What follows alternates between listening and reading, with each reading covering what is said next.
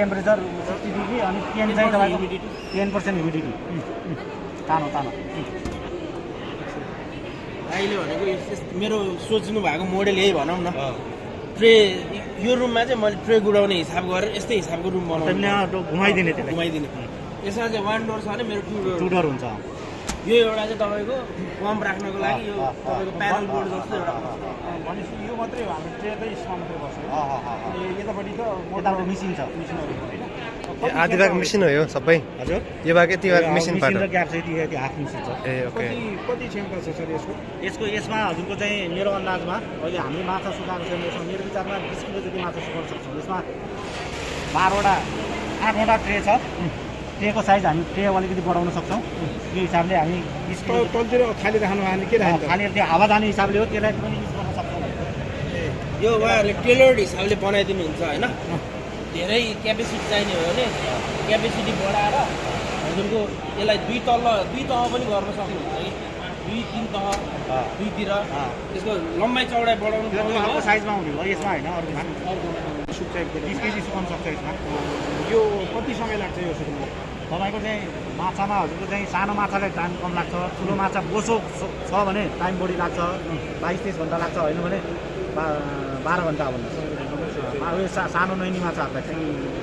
अनि यो चाहिँ यसमा चाहिँ हजुरको करिब 150 किलो जति अट्छ 150-200 किलो अट्छ मेरो आउँछ है त 15वटा ट्रे छ यसमा ट्रेको साइज चाहिँ तपाईँको करिब 2.5 फिट बाई 3 फिटको हाराहारीमा छ तपाईँको यसमा चाहिँ हामीले 150 किलोको अन्दाज गर्छ त्यो माछाको साइज हेरेर कटिङ हेरेर यो जस्तो एउटाको एउटाबाट चुहेको पानी त अर्कोमा बस्ने यो पानी चुहिने पानीको माथि जान्छ पानी भेपराइज गरेर भनेर माथि जान्छ अनि पानी बढ्ने निस्किन्छ पानी तल झर्दैन झर्दैन यो जाली यो जाली चाहिँ टाँसीको लागि राखेको अनि यसमा फुल्ली ड्राई हुनको लागि कति टाइम लाग्छ यसमा सेम टाइम चाहिँ तपाईँको हजुर यसमा चाहिँ बढी लाग्न सक्छ किनभने क्वान्टिटी बढी भएको हजुर बढी भएको क्वान्टिटी बढी लाग्छ जस्तै हामीले 150 किलोलाई सिम्पल हिसाब किताब के हुन्छ भने यो मेसिनको चाहिँ पानी निकाल्ने क्यापेसिटी हुन्छ हजुर हजुर पानी निकाल्ने क्यापेसिटी भनेको चाहिँ तपाईँको यसको चाहिँ 3.5 किलो पर आवर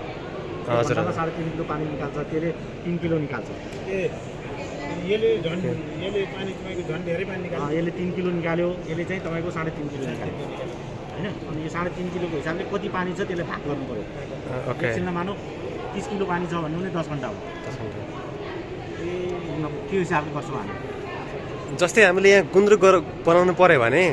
सिधै राख्दै भयो यसलाई तपाईँले गुन्द्रुक राख्ने भनेको त गुन्द्रुकको फर्मेन्टेसन गरिसकेपछि गरिसकेपछि हो नि हजुर हजुर ओके 2-3 घन्टा यो चिज यो त छिटो सुक्छ यो 5 घन्टामा सुक्छ यो के हो यो तपाईँको मेथीको साग हो यो करेला यो गाजर यो बन्दा यो च्याउ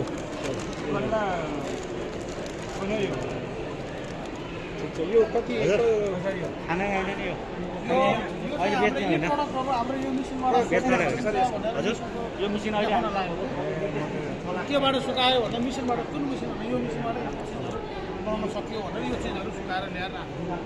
बेच्नलाई जो हाम्रो इलेक्ट्रिकल ड्रायर्स त यिनी भइहाल्यो होइन हजुर अरू सोलर ड्रायर राख्नु भयो नि त होइन सोलर ड्रायर उहाँ छ ओके त्यो एउटा छ त्यो एउटा छ दुई थरी छ सोलर हजुर